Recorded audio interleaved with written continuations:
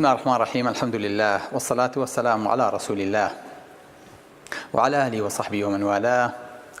تەندروستی خۆشەویستمان بابەتێکی گرنگە ئەم شەو، ئەویش ئەگەر لە کیسمان چوو جۆمان لێ نەگرتە بوو ئەبێ ئیعادەی کەینەوە چەند جارێک تر جووی لێ بگرین، چونکە ئەمە یەک لە سەرسی ژیانی ئەمەی پێوە مرتەبیتە. لەبەرەوە نابێت لە کیسمان بچێ ئەبێ بە هەموو جوارحمان جووی لێ بگرین و ئێستاکێنە هەموو لاشەمان ببێ بەجۆ بۆ ئەوەی کە ئەم بابەتە وەکو خۆی هەزم بکەین. ئەویش پەیوەندی بە دانیشتنی پێغەمبەری خوا عەلەیهی سەڵاتو وەسەلام. بزانین پێغەمبەری خوا عەلەیهی سەڵاتو وەسەلام چۆن دانیشتووە، لەسەر چی دانیشتووە، زۆربەی کاتەکانی چۆن بووە.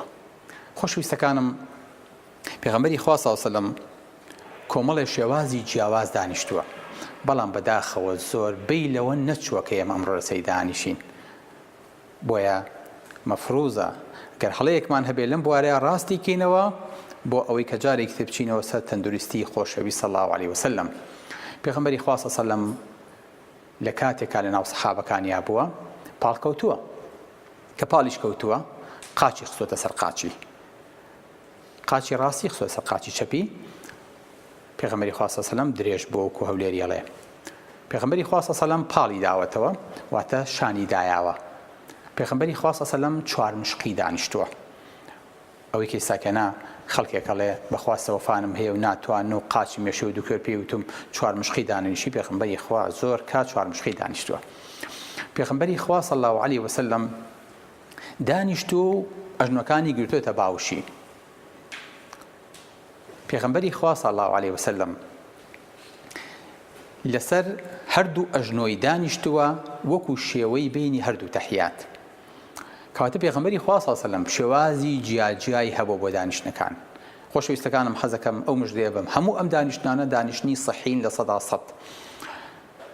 من چیم بە پێغەمبەری خوا بڵێم صلی الله علیه وسلم دانیشتنەکانی پێغەمبەری خوا لە سەدا سەد صحیحین، بەڵام بەداخەوە ئەمڕۆ ئەو نەوەزعەکە گۆڕاوە ئەم جۆرە دانیشتنانە بۆ بە دانیشتنێکی نەخوازراوە.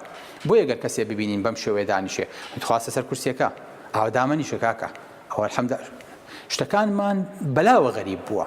وەکو چۆن هەندێک سونەتی پێغەمبەری خوا صلی الله علیه وسلم نامۆ بووە لە ناومانە، دانیشتنەکەشی نامۆ بووە کە مەفروزە بۆی بگەڕینەوە، کە مەفروزە جارێکی تر فێر بینەوە بچینەوە سەر ڕێڕە و ڕێبازەکەی پێغەمبەری خوا صلی الله علیه وسلم. ئێوە زانن خۆشەویستەکانم، کورسی بەم شێوەیە ئیستاکێنە هەیە لە هەموو ماڵ و لە هەموو شوێن و لە هەموو ژووری میوان و تەنانەت لە مەتبەخ و لە شوێنی ئیشکردن و لە شوێنی چاوەڕوانی و تەنانەت لە ناو سەیارە و لە هەموو شوێنەکانە. ئەم هەموو کورسیەکە هەیە. ئێوە زانن 200 ساڵ لەمەوە پێش ئەمانە هیچی نەبوو. کورسی تازە هاتوۆتە ناو عالەمەوە، تازە هاتوۆتە ناو خەڵکەوە. کاتی خۆی تەنها مەلیکەکان کورسیان هەبوو. خەڵکێکی زۆر لەسەر کورسی دانانیش ئەسڵن نەشیان نەزانی کورسی چییە. لەگەڵ پێشکەوتن و تەکنۆلۆژیایە، لەگەڵ بوونی تەیارەیە، لەگەڵ بوونی سیارەیە، وردە وردە ئەمانە هاتە ناو خەڵکەوە. بەڵام با بزانین تا چەندێک پیادەکردنی ئەمانە صحیحە و تا چەندێک پێکاومانە لەلایەنی طبیەوە. خۆشەویستەکانم، پێغەمبەری خوا صلی الله علیه وسلم زۆربەی کاتەکانی دانیشتووە و دانیشتنەکانیشی ڕاخەری لەژێرا بووە. بۆیە دانیشتن لەسەر زەوی بۆ خۆی لوبی تەندروستیە. زانی ئێمە نەخۆشی دەستی کورسیەکانمانین، نەکەر سیاسیەکانمان، لاشەشمان نەخۆشیە بۆ لامان ئەڵێ دکتۆر شانم یێشێ، پشتم یێشێ، سەرم جێژە خوا. ئەڵێ چی کردووە؟ کاک دکتۆر من ئەوە کوشتومی هیچیشم نەکردووە، ئەمانم یێشێ، نازانم بۆ یێشێ. خۆ ئەو نە ئیسراحەتم، وەڵڵا لە تێریە من شەڕەجێڕم. یا ڕاست دەکەی بۆ چکە دکتۆرەکان ئەمڕۆ پێمانەڵێن لە سا 23 ئازاری پژێشە لە کورسیەکانەوەیەتە جێ. واتە ئەو کەسانەی کە پشتیان یێشێ هۆکارەکەی بۆ خۆی کورسی و دانیشتن لەسەر کورسی و بەکارهێنانی خراپی کورسیە کە ئینسانەکان وایان لێ دێ. بۆیە 40% of the people with the back pain spend long hours daily at the computer.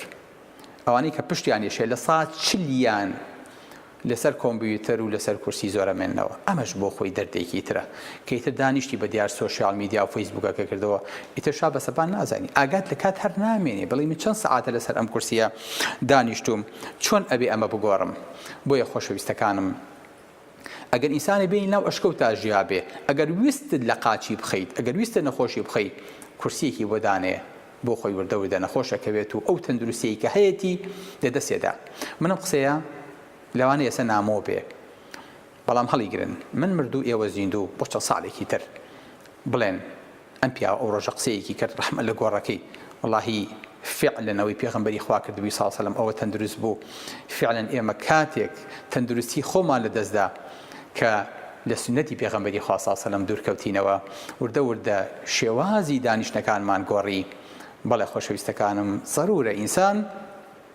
ئیتیمان بە لاشەی خۆی بە بزانێ چۆن دائانیشێ ئەو کورسەیەکی ئێساکەنی ئێمە لە سەری دانیشین یەکێ لە هۆکارە سەرەکیەکانی دەوالیە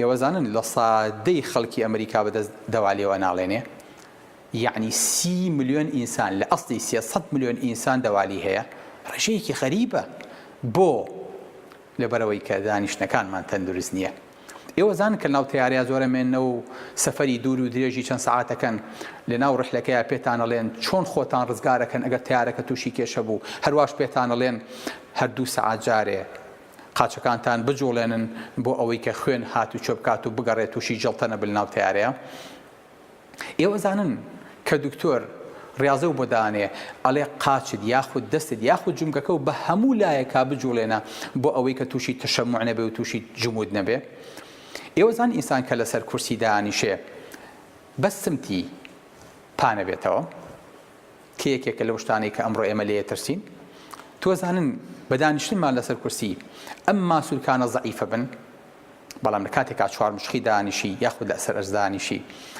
هەموو ئەم ماسوولکانە ئەکشێن و بەهێزە بن و هەمووی فوڵ ڕێنجی خۆی وەرەگرێ بە تایبەتی ئەژنۆکانمان هەموو جومگەیەک باوکی من مەفروزە زۆرترین جوڵەی پێ بکەین بۆ ئەوەی کە ئەم جوڵەیە جام نەبێ بۆ ئەوەی کە ئەم جومگەیە بەردەوام بە چالاکی و بە ئەکتیڤی بمێنێتەوە بۆیە ئێمە کە پارێزگاری لەسەر ئەمە ئەکەین لەوانەیە ئەگەر نوێژ نەکەین مانگ بەسەرمانە تێپەڕێ جارێک ئەم قاچەمان نەدا لە پوزمان و ئەژنۆمان بە تەواوەتی نەنوشتێتەوە و بۆریەکان کە ئەو شوێنی جەڵتەی تیا دروستە بێ بەتاڵ نەبێتەوە بۆیە ضرورە هەر کاتێ ویستمان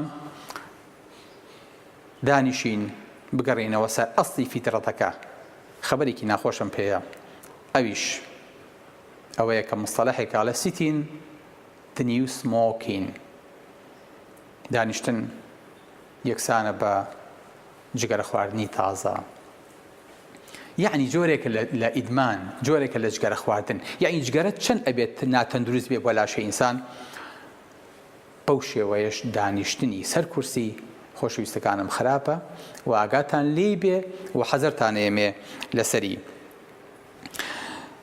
وتمان ئەمانە تووشی نەخۆشی و تووشی بەڵاتەکە چۆن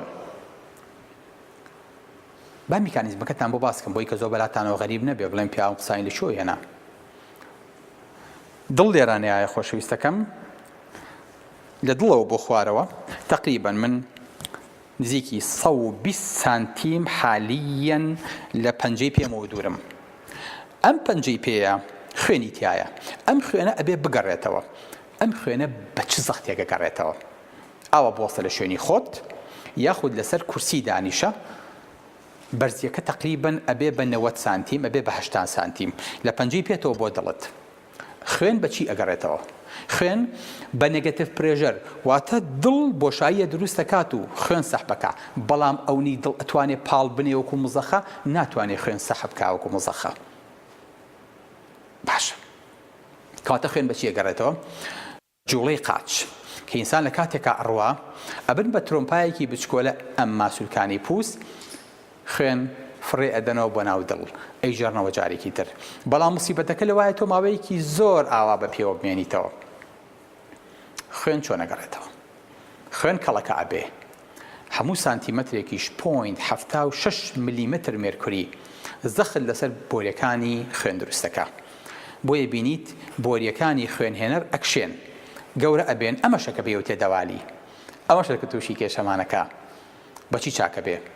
ئەبێ بەردەوام ئەم قاچانە بجوڵێن، واتە لە ڕۆیشت نابین. بەڵام من دانیشتوم و لەسەر کورسی پاڵم لیاوەتەوە، ئێستاکەنە قاچم زۆر لە ئاستی دڵمەوە نزمترە. ئەم خوێنە داماوە چۆن بگەڕێتەوە، دڵ چۆن بتوانێت ئەمە سەحب بکاتەوە، ئەمە مشکیلەکەیە. بۆیە خۆشەویستەکانم، ئەو خوێنە کە مایەوە لەژێر پاڵە پەستۆیان مێنێتەوە کە دانیشتی بە 4 مشقی لە ئەرزە، یاخود وەکو تەحیات دانیشتی هەموو خوێنەکانی قاچ و پەلەکانی خوارەوە کە درێژترین بۆری خوێنی تایە، پاڵ بە خوێنەکەەوە ئەنێ و بە ئیجباری بە یەک ئیتیجای جێڕێتەوە بۆ دڵ. بۆیە بینی کە ئەچینە ڕکوع، ئەگەر لێرەوەمان بۆ قاچمان کە خوێنی تیا کەڵەکە ئەبێ پەستانەکەی 93 سانتیمەتر بێ، بەمجرد ئەوەی کە چوینە ڕکوع پەستانەکە ئەبێ بە 49 سانتیمەتر، یعنی ڕێگە بێ بنیوە. بۆ چونکە خوێنەکە لە دڵەوە نزیکە بێتەوە، واتە ئەو زەختەی لە ناو پاژنەکانایە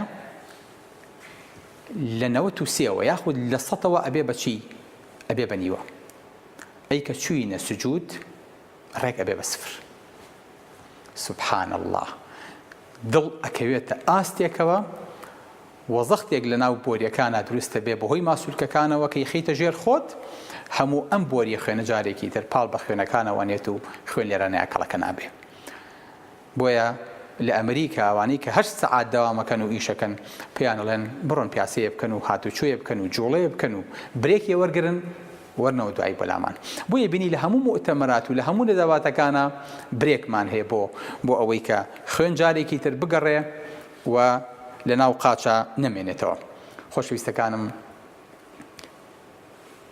کەسێک کە ئەچێتە سەر کورسی ئیتر نەیپرسی لە حاڵی برسی، ئەبێ ئەو دڵە بۆ لێی بپرسی. بەداخۆ ئینسان لەسەر کورسی هەست بە عەزەمەتێک و گەورەییەک و خۆ بەسزانینێکە کات بچۆ لە ئیستیعلاماتێکی ئێمەوە سەیری کە هەتاوە کۆگاتە مدیرەکەمان کە لە پشت کورسیەوە لە پشت مێزەوە لەسەر کورسی خۆی بینێتەوە شا بە سەپان نازانێت. بۆ لە خۆی جۆرێک لە شتی بۆ دروستەوە لە من کورسیم هەیە، من پۆستم هەیە، لەبەرەوە پۆست بە پۆستەکەیەوە لێیە، بەڵام ئینسان کە لەسەر ئەرز دانیشت یعنی وەکو مراجعێک ڕوبەڕووی خەڵکەکە لەگەڵ خەڵکەکە و لە ئاستی خەڵکەکەیا بوو قەت بەم چاوەسێی خەڵک ناکا. بۆ یەکێک لە شتەکانی عیلمی نەفس ئەوەیە کە ئینسان سەیری بەرامبەرەکەی خۆیەکە بە چاوی تەواضعەوە. بۆیە بینی پێغەمبەری خوا صلی الله علیه و سلم جارێکیان لە کاتی زوحایە لە کاتی چێشەنگاوە دەفرێکی خواردنیان هێنا، کابرایەکی عرابیش لەوێ بوو، سەحابەکان هەمویان ڕویان کردە دەفرەکە. پێغەمبەری خوا صلی الله علیه و سلم کەوتە سەر ئەژنۆکانی و ئاوا دەستی کێشاون لەگەڵ سەحابەکانە. کابرای عرابی دەشتێکی پێی سیر بوو، ئەمە مەلیکیانە و ئەمە محەممەدە و ئەمە گەورەیانە. ئیستاکەنە هاتووە کەوتۆتە سەر ئەژنۆکانی و دەسەبا بۆ خواردنەکە، فەرمی ما هذه الجلسة؟ فەرمی ئەم جۆرە دانیشتنە چییە؟ پێغەمبەری خوا فەرمی إن الله جعلني عبدا كريما ولم يجعلني جبارا عنيدا. خوای گەورە منی کردووە بە عەبدێکی ڕێزدەژیراو، واتە با لەسەر ئەژنۆکانیشم بم، با لەسەر ئەرزیش بم، ڕێزم لێ گیراوە. لەبەرەوە نەیکردوم بە کابرایەکین و ئادێ و خواردنەم بۆ بێن و سە سینیە داینێن و کورسیەکەم بۆ ڕێخەن و مێزەکەم بۆ بڕازێنەوە. پێغەمبەری خوا صلی الله علیه و سلم ئەمەی نەکردووە. بۆیە بینی جۆرێک لە تەواضع بە ئینسانەوە دیارە کە لەسەر کورسی دابەزی هاتە سەر ئەرز، جۆرێ لە خاکی بوون و جۆرێ لە تەواضعی پێوە دیارە. بۆیە خۆشەویستەکانم، جارێکی دەرەبێ مراجعەی بەرپێی خۆمان کەینەوە وەکو چۆن ئەبێ مراجعەی ژێر خۆمان کەینەوە بزانین بۆ لەمە دووە لەسەر چی و چۆن دانیشی. سلام علیکم ورحمة الله وبركاته.